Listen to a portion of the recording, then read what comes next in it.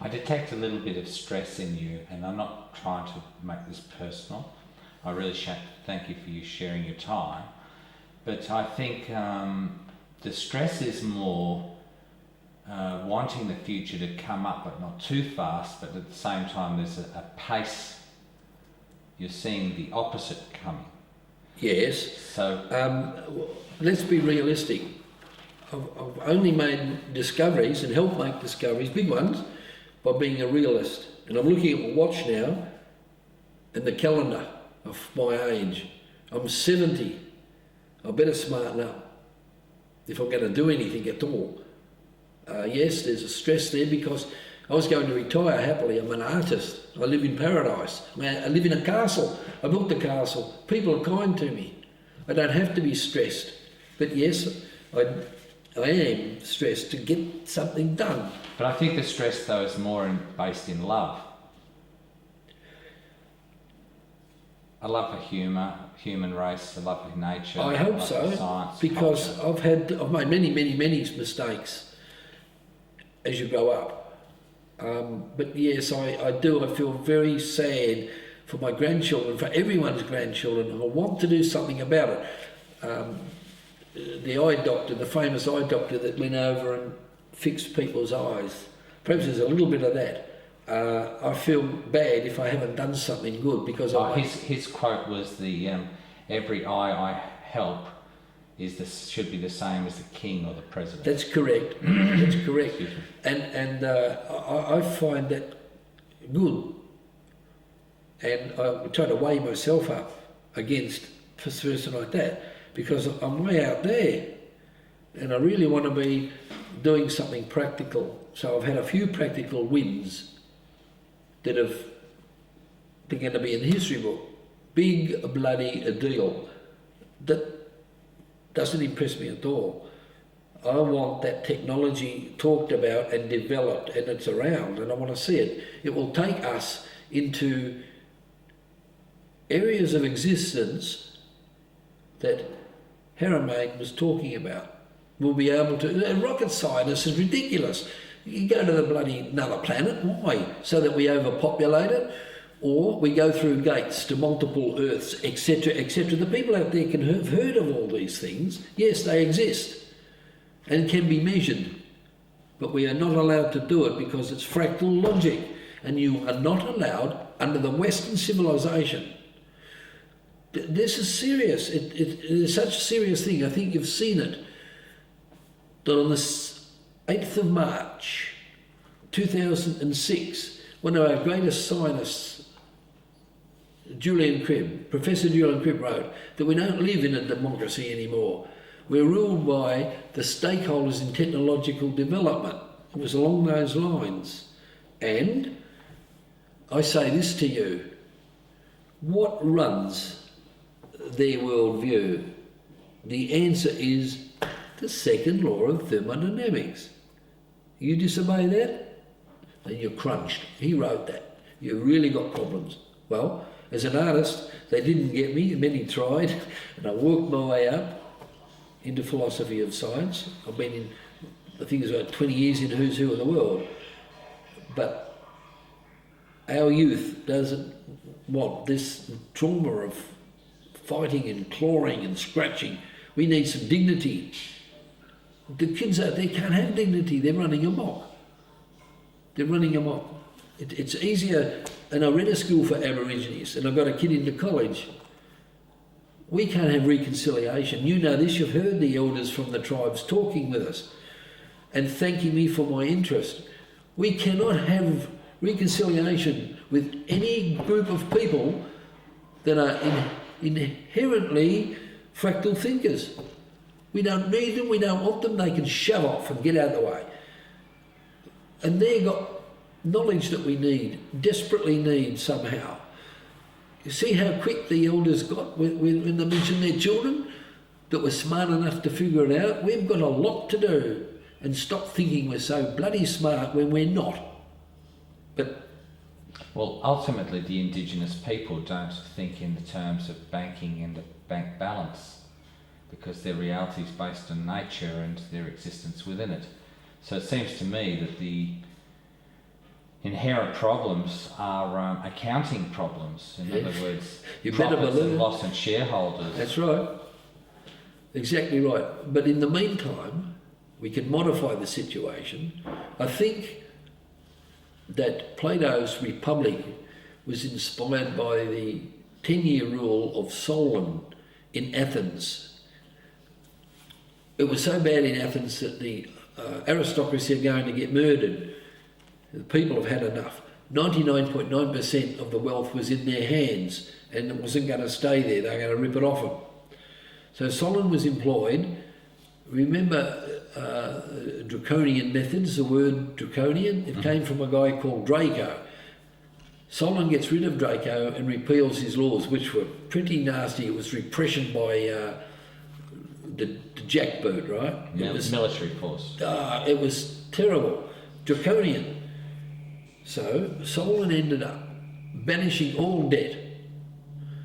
Money had no interest, and he set Athens up in 10 years to be a trading wonder of the ancient world. It was really working well, and then after 10 years, the aristocracy wanted their money back, so they set up a tyrant, and on they go for war, and it all collapsed. Now, Plato built the Republic on that. Plato, you need to upgrade it. A lot of the Islamic scientists upgraded Plato's work. So we can talk with Islam. We can say, hey, our science comes from Islam, which it does. Let's get around the talking table. And then when the biggies come in, we don't grab them for ourselves. We don't colonise another country with economic wonders and prosperity and bankrupt them. We share in ways that are not understood. If our great leaders in the banking world understood what they're missing out on, they'd have a fit. The wealth is infinite. They could be great people, wealthy beyond.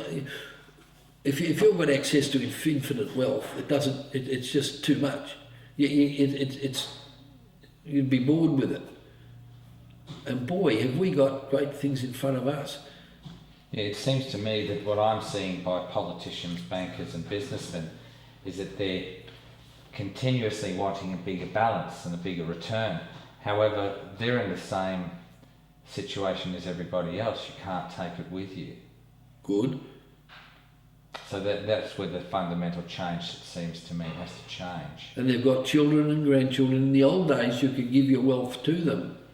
But it won't be much good giving a radioactive area to your grandchildren. And we're heading for nuclear war.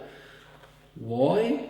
Because it was considered to be the result of barbaric actions in ancient Greek. I mean, what is the destructive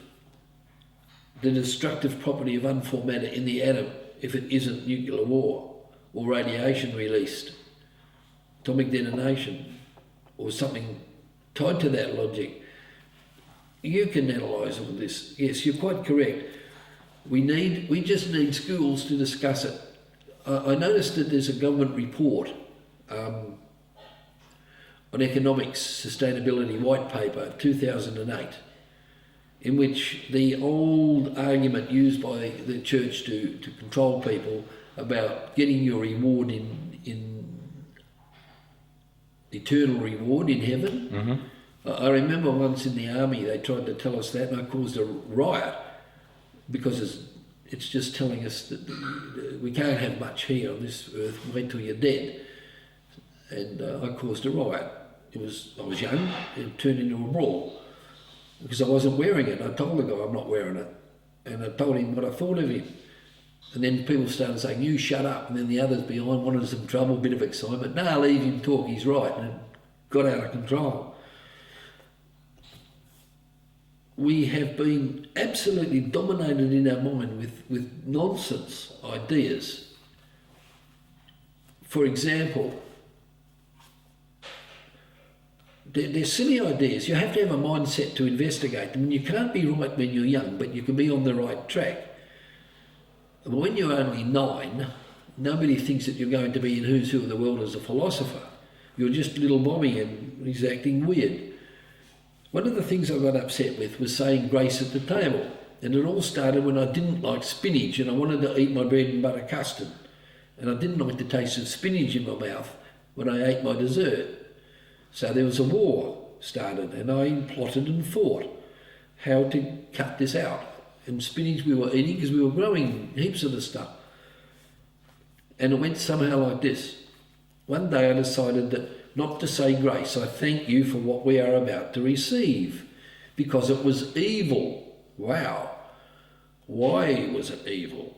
I said, well, every time I don't want to eat my spinach, Mum tells me that there's millions of starving Chinese and millions starving Indians, and they're starving, you should be thankful. And I said this, no, if God can feed me and doesn't feed those children who are inarticulate, they can't talk about it, then we kill him.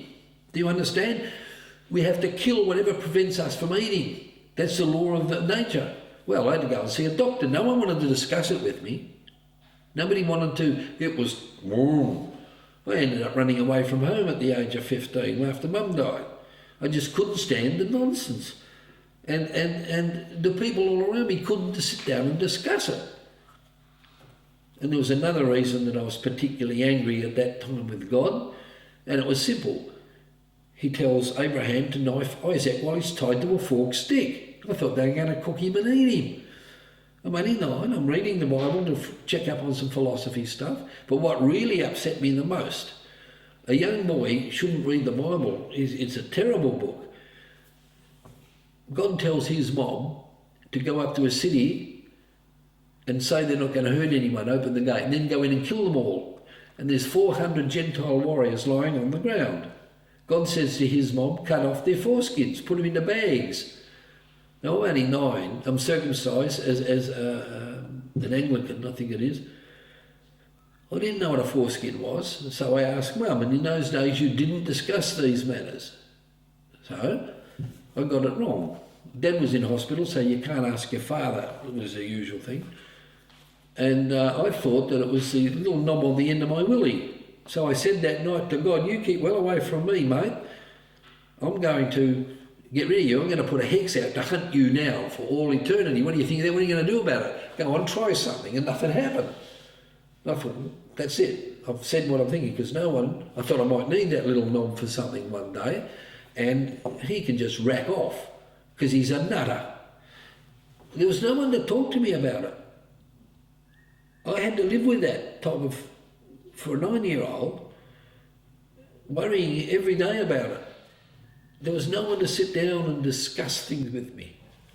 And how many kids out there are going mad because they've got no real discussion about how great they are? I found that once I got to the Aborigine kids who are running into alcohol problems, I gave them these speeches and they become elated. They walked off the ground almost.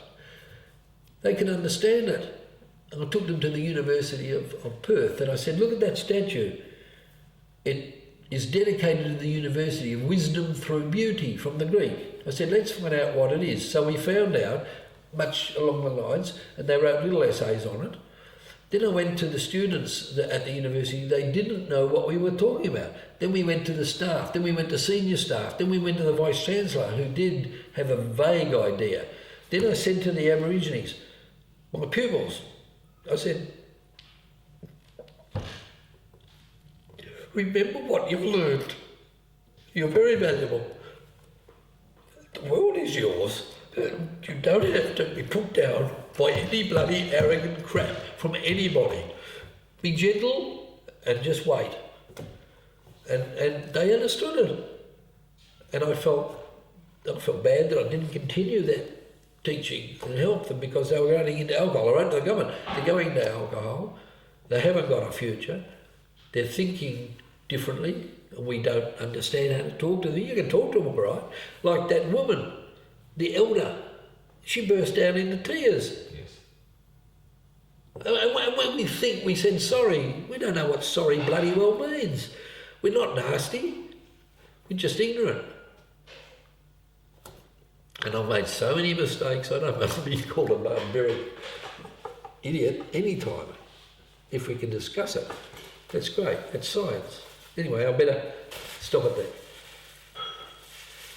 Robert Pope, Thank you very much for your time. Thank you very much. It's been lovely. Thank you. Thank you.